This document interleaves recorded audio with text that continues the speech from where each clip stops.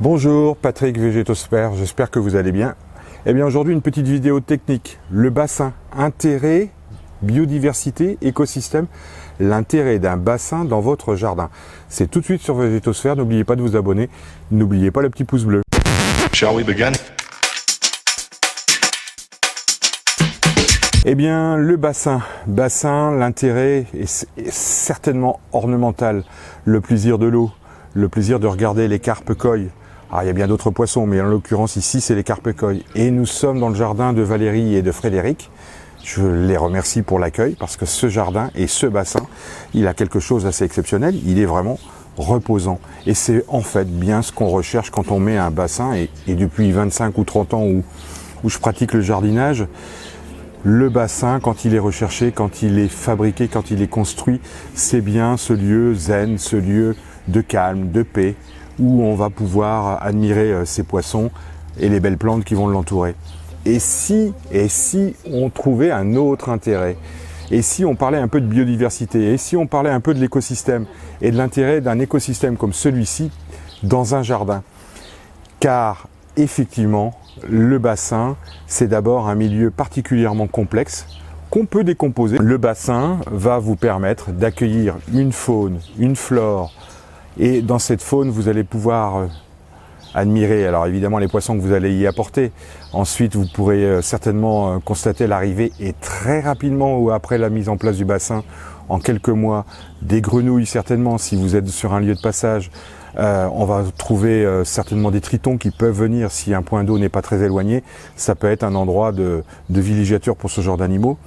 Les petites couleuvres peuvent y venir, les orvets vont profiter certainement de l'humidité qui sera périphérique. Je pense que le hérisson viendra aussi s'y abreuver.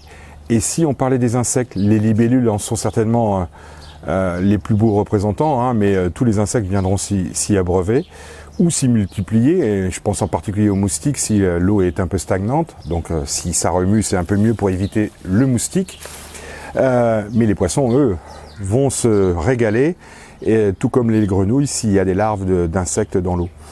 Les oiseaux, bien évidemment, car c'est un point d'eau qui va véritablement être central dans votre jardin. Et tout ça, c'était pour vous indiquer qu'en fait, un bassin, quand il est bien implanté, et quand on a un jardin où on a peut-être décidé d'arrêter les produits de traitement, mais on a quand même fait une haie champêtre pour pouvoir avoir une diversité de plantes et forcément d'oiseaux, d'insectes.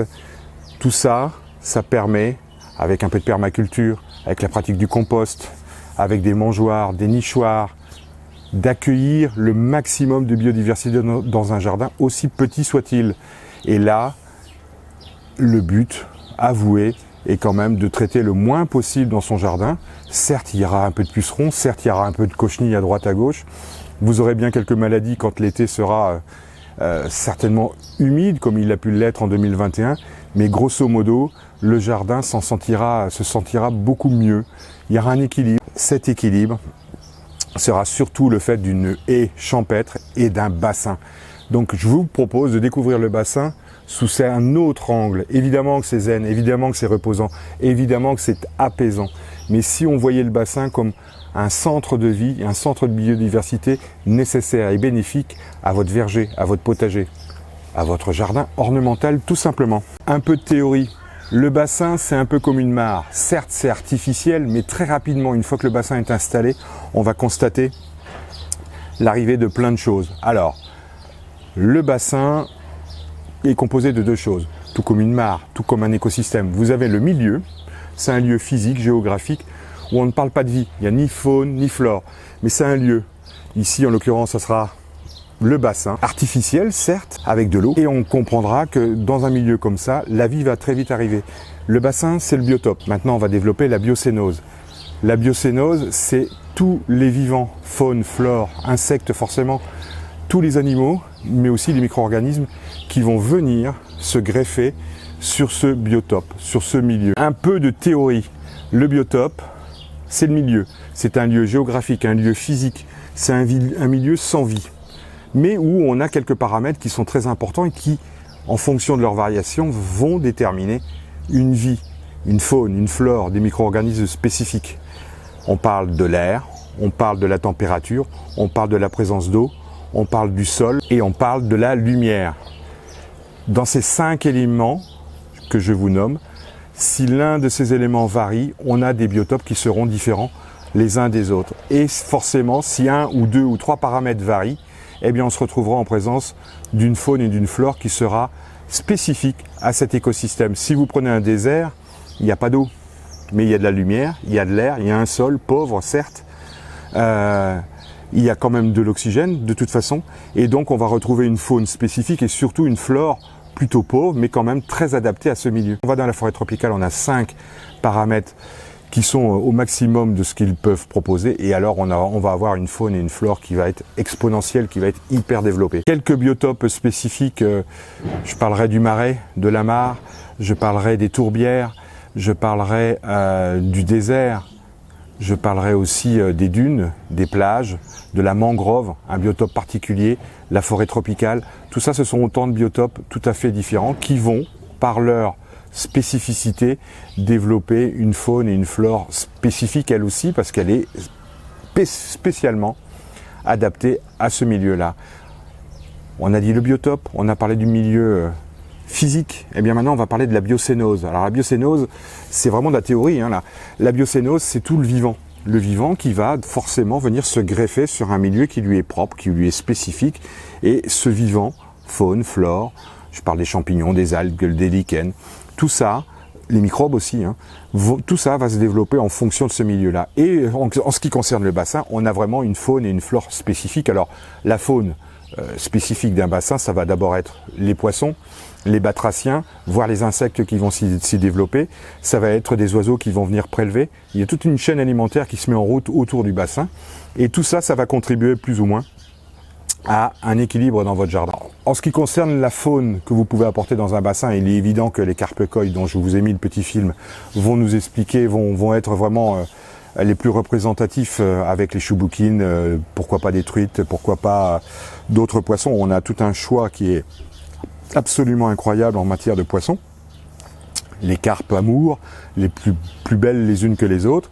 Ici, elles viennent me voir, elles attendent que je leur donne à manger. En ce qui concerne les plantes, alors là, il y a foison. Le principe du bassin, c'est d'essayer de reproduire la mare naturelle. Les systèmes d'oxygénation et de pompe sont évidemment très importants. Pour autant, on peut ajouter quelques plantes oxygénantes, les élodées, les myriophyllums, les jacinthes d'eau, pas de trop, parce qu'en été, elles ont tendance à pomper beaucoup d'eau et à avoir une action asphyxiante. Mais les iris, les thallias, les nénuphars, les lotus pour ceux qui habitent le sud, on a une pléthore de plantes. Je vais vous mettre une liste dans la description pour que vous puissiez regarder ce nombre de plantes qui est absolument incroyable et qui sont soit des plantes oxygénantes, des plantes de fond ou des plantes périphériques, des plantes qui sont là sur le débordement du bassin et qui vont profiter de cette humidité qui est tellement bienfaitrice. Et forcément, derrière, arriveront tous nos animaux, nos oiseaux, nos hérissons, nos petits orvets qui sont en général pas très éloignés parce qu'ils ont besoin d'un peu de fraîcheur. Les couleuvres à collier orange que j'ai pu observer sont des animaux qui vont très vite identifier cet endroit et le considérer comme un lieu de vie, peut-être un lieu de multiplication, et ça c'est le bonheur absolu.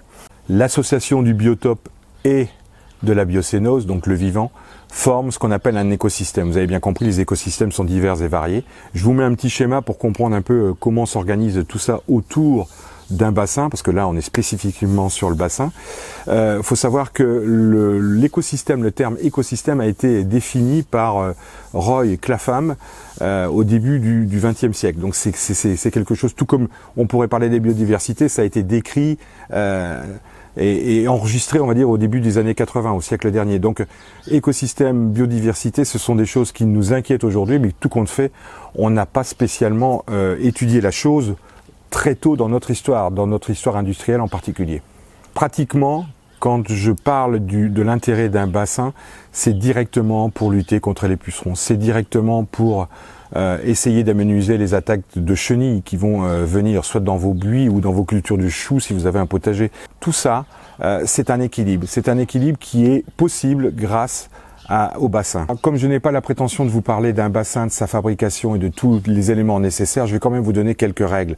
Le bassin doit permettre d'accueillir des animaux, vous l'avez compris. S'il est en plein soleil, vous aurez beaucoup de mal à gérer les problèmes de température d'eau.